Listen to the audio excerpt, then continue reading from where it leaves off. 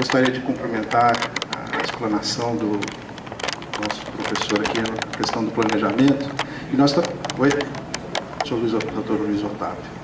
Parabéns, é sempre muito interessante ver as saídas com que está se tratando a cidade e também a emoção que causa a questão de Seul, né, como ela foi colocada, e as amplas e infinitas possibilidades que a gente tem.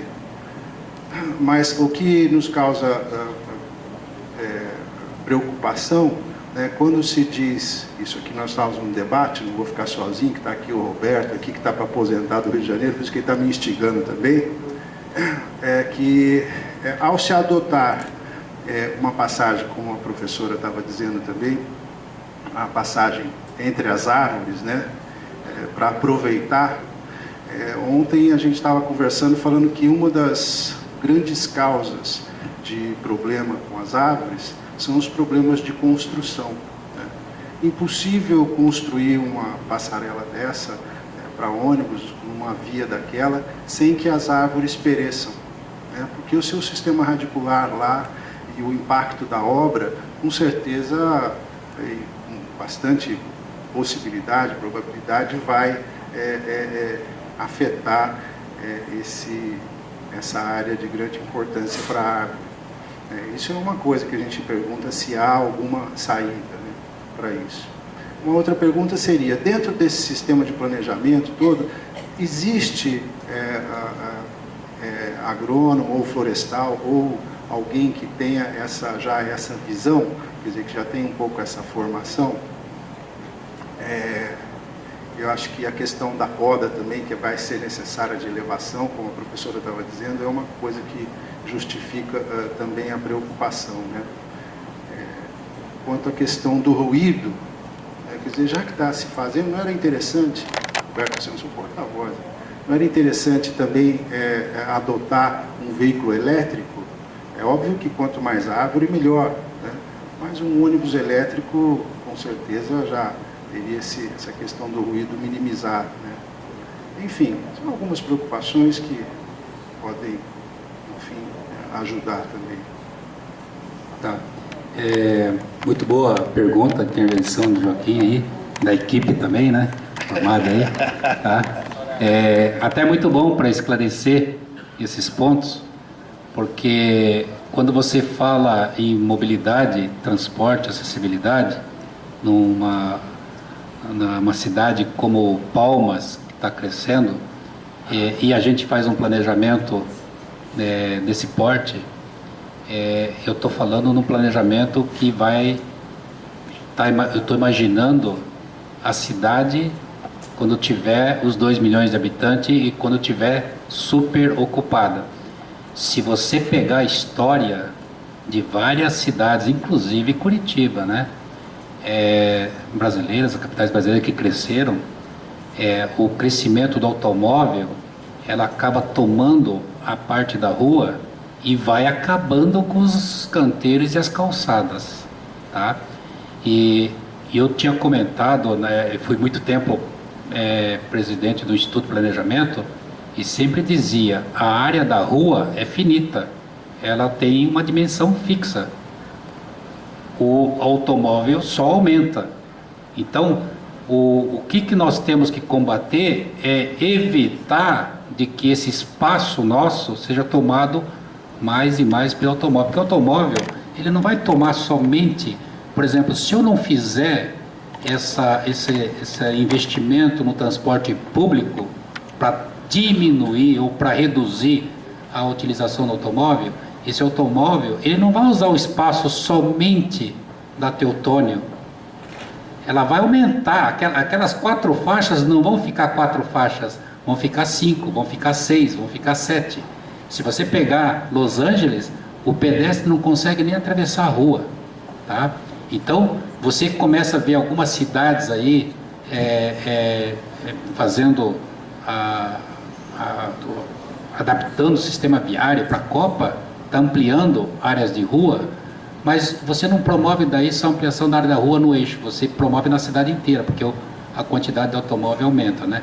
Eu acho que você tem que investir no transporte público exatamente para tentar reduzir o espaço ocupado pelo automóvel. A gente procura ter mais opções, senão cai na história do viaduto, né? Ele não tem nem espaço na rua aí embaixo, acaba criando viaduto para suprir. Aí não tem árvore nenhuma debaixo do viaduto, tá?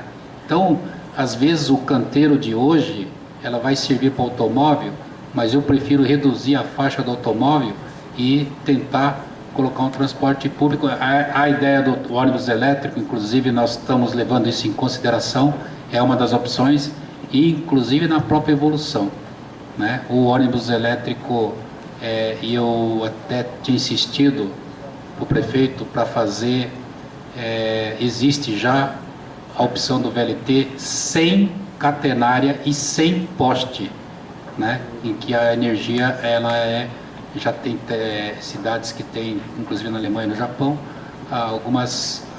os ônibus que já são alimentados no próprio terminal de energia elétrica. Então isso facilitaria bastante, porque no terminal de ônibus eu posso ter o sistema de captação de energia, de gerador de energia, inclusive da energia solar, tá? Para poder utilizar nos ônibus elétricos. Mas isso é algo que eu tenho que deixar preparado na evolução do próprio veículo. Há 40 anos atrás, um ônibus carregava 90 passageiros e a teoria da engenharia do tráfego dizia que ônibus acima de 90 era inviável. Hoje já tem ônibus biarticulado que está no Euro 2, está biarticulado com 250 passageiros, tá? E já é híbrido, tá? Então você já começa a ter uma evolução fantástica. E o VLT mesmo, que tinha 18 metros, tinha capacidade de 170 passageiros, hoje já tem muito mais, já tem comboio. E a poluição você tem a poluição visual também, né? Porque você coloca a catenária na parte elétrica. Então é uma coisa que a gente está tentando evitar, não colocar mais esses VLTs que precisam de energia elétrica em catenárias, porque cai no problema da arborização, assim como na rua, o poste, o fio tem na rua. Se eu colocar um veículo de transporte urbano que precisa do fio elétrico, eu vou estar com o mesmo problema também lá no ar, né? Então a gente está prevendo que esse transporte possa evoluir. Eu acredito nisso, que a indústria também não pode ficar parada, tá? A gente tem que forçar a indústria a evoluir também na sua matriz energética, né? E aí sim, seria fantástico ter um transporte elétrico não poluente, né? Inclusive utilizando tudo isso. Agora, essa faixa do ônibus que você fala assim, às vezes ocupa um canteiro, pelo menos não vai ser mais 2 faixas de automóvel que eu vou ocupar o canteiro, né? A preocupação era só em função de que a área de projeção da Copa é a área a ser protegida, né? Sim. Então, a viabilidade, quer dizer, fica como um dado, né? Até no planejamento, porque a partir do momento que se avança para dentro da área da projeção da Copa, os prejuízos são, além do próprio desequilíbrio da árvore, a disfunção dela, o estresse e morte, né? Mas então, você veja como é que são as coisas, né? Se nós aqui conseguirmos colocar a importância da arborização na área de transporte público, seria fantástico, porque hoje você vê os corredores de transporte público, todos eles sem nenhuma arborização. Não, sem dúvida. Tá?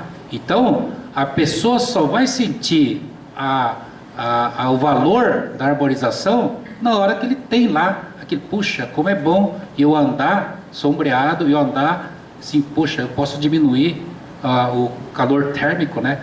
Nós numa viagem de 20 km. Nós estamos puxando a sardinha aqui estamos puxando a brasa para a sardinha dos arboristas, dos agrônomos, dos florestais, exatamente para poder compor a sua equipe e auxiliá-lo nos projetos. Tá, mas eu acho que é uma coisa fantástica, porque você imagina o transporte público que nunca enxergou por esse lado, mas no momento que você tem poxa, qual corredor de transporte urbano que teria um corredor arborizado inteiro no eixo? É fantástico. Seria fantástico. E aqui nós temos essa possibilidade. Eu, quando enxerguei isso, falei assim, meu Deus, eu tenho Os uma devidos arborização, um cuidados. corredor pronto. Tá? Coisa que eu queria fazer em Curitiba, não consigo. Mas aqui eu posso. Então pode dar um exemplo para o mundo de você ter, olha, eu tenho um transporte que é muito melhor do que andar de automóvel. Então eu devo ficar criando ruas e ruas e ruas e desmatando e não dá para colocar mais árvore porque o carro toma espaço. Poxa, eu substituo isso pelo ônibus com conforto e associo isso. Eu transformo uma desvantagem numa coisa vantajosa. Tá? Eu acho que a oportunidade é grande. Eu acho que provavelmente nós vamos precisar desse apoio, tá? Porque a minha área, evidentemente, planejamento na área de mobilidade, na hora de implantar, evidentemente, toda a questão da arborização, tem os técnicos da área que vão ter que trabalhar, né? Vocês vão ter que trabalhar, né? Não, sem dúvida. Eu acho que precisa para até viabilizar uma coisa e outra. Né? Sim, o Ramis vai estar a postos. Eu até espero a ajuda de vocês. Eu só queria complementar o seguinte... Doutor Luiz, deixa eu só falar rapidinho.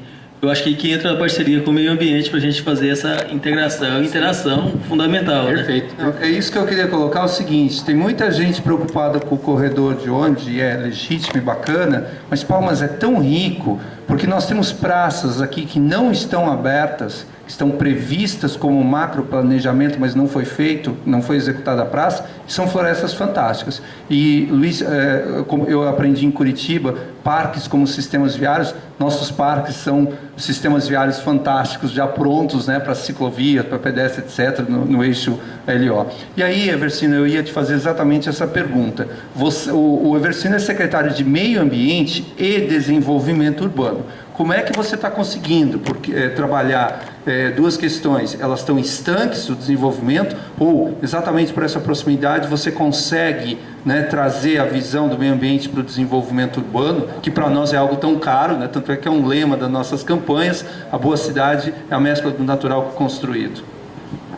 Bom, Ramis, a gente tem tratado isso com um papel fundamental com parceria com o Instituto de Planejamento. Eu acho que o meio ambiente, ele tem um status de secretaria, né? Ele está uma Secretaria de Meio Ambiente e Desenvolvimento Urbano, e a fusão dessas duas instituições, elas são fundamentais, porque você vai trabalhar o urbanismo, onde você vai controlar a legislação, você vai aplicar a lei, e a partir daí você vai poder ter aplicabilidade melhor do meio ambiente, poder estudar as diretrizes em parceria com o Instituto de Planejamento, que é onde a gente tem tentado unir bem essas forças, que eu fiz a colocação, esquecendo o meio ambiente, que eu acho que a gente vai ser essa fusão dessas duas secretarias, eu acho fundamental, que a simbiose, né? Então eu vejo como muito saudável, vejo que não tem como elas trabalharem separadamente. O prefeito ele foi muito feliz na colocação do meio ambiente com o urbanismo.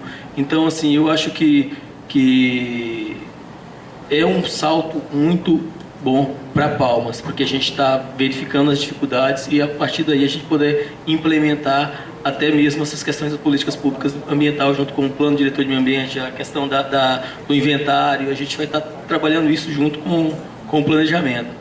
Inclusive... E você concorda, você concorda, porque tem uma peculiaridade, eu queria te fazer essa pergunta. É clássico na gestão ambiental aquela visão comando e controle, né? E às vezes se esquece do que o melhor, eu acho que a área ambiental pode contribuir, que é a visão de planejamento ambiental integrado às outras áreas. E como é que você está lidando com isso dentro da secretaria? É uma quebra de paradigmas que a gente está tentando fazer, né, doutor Ramis?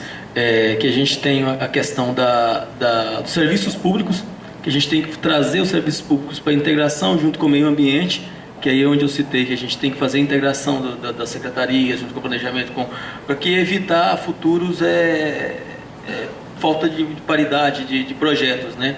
Então, assim, a gestão do prefeito hoje, ela quer muito que a gente integre as secretarias num todo. Eu acho fundamental quando a gente tem uma diversidade de reuniões, a gente está, inclusive hoje, discutindo com a Secretaria de Infraestrutura e Serviços Públicos, trazer eles em parceria com o meio ambiente, para a gente poder assimilar mais e alinhar mais as ações. Juliana e Maria do Carmo, eu queria fazer a seguinte pergunta. Há uma clássica opção, inclusive aqui em Palmas, no Tocantins, de parques e jardins estar afeto à infraestrutura e serviços ou estar afeto ao meio ambiente? E essa é uma clássica divisão que ocorre em outros estados. Juliana, qual é a sua opinião? Como é que você vê isso em São Paulo, nos estados que você conhece? A nossa gaúcha aqui, como é que vocês veem isso? Parques e jardins deveria ser um instrumento do meio ambiente ou da infraestrutura e serviços? Acho que Como base administrativa, estou dizendo. Sim, se subordinar à infraestrutura e serviço ou ao meio ambiente ou ao planejamento? Eu acho que isso, a terminologia e a classe que ela for designada é o que menos importa. Eu acho que fazendo o serviço direito, não importa se ela está subordinada a uma ou outra secretaria, eu acredito que se você tem uma equipe decente para gerir aquilo ali e fazer aquilo acontecer, tanto faz quem é o pai da criança. Eu acho que o que importa tudo está integrado, uma secretaria conversar com a outra, independente de qual estiver no comando do Parques e Jardins. Eu acho que essa integração é fundamental. Sem ela, a gente brinca de planejar, brinca de cuidar de áreas verdes, né? Então, essa integração é fundamental. E estou de acordo com a tua opinião, só que na prática, infelizmente, não tem funcionado assim na maioria dos municípios. Infelizmente é assim. Em Porto Alegre está tudo com o meio ambiente, mas eu vi em outros municípios que um projeta, o outro implanta e o outro mantém. E fica difícil de conversar. Então, essa integração ela tem que ser compulsória, obrigatória, para as coisas acontecerem como de fato deve acontecer. E eu só queria fazer um gancho aqui com o projeto dos BRTs, para dizer o seguinte: um projeto dessa natureza, qualquer outro projeto assim dessa magnitude, que está prevendo utilizar um projeto de arborização, no caso, o meio ambiente já teria que estar projetando isso aí, já teria que estar vendo como fazer isso aí, porque tem uma questão, tem um gargalo na arborização que é a muda, né? Se deixar para buscar essa muda depois de pronto, pode esquecer que não vai ser o projeto ideal, né? Então, essa muda ela tem que ser buscada com muita antecedência. Muita antecedência. Eu fico muito preocupada, assim, vendo essas obras da Copa, por exemplo. O pessoal está preocupado com a obra, mas eu quero ver na hora que vai ter que ajardinar, que dá um tratamento paisagístico adequado, onde vamos achar isso tudo? Onde estão essas plantas? E uma muda para um projeto desses, ela tem que ser encontrada hoje e começar a ser cuidada e trabalhada para estar lá no dia certo. Pessoal,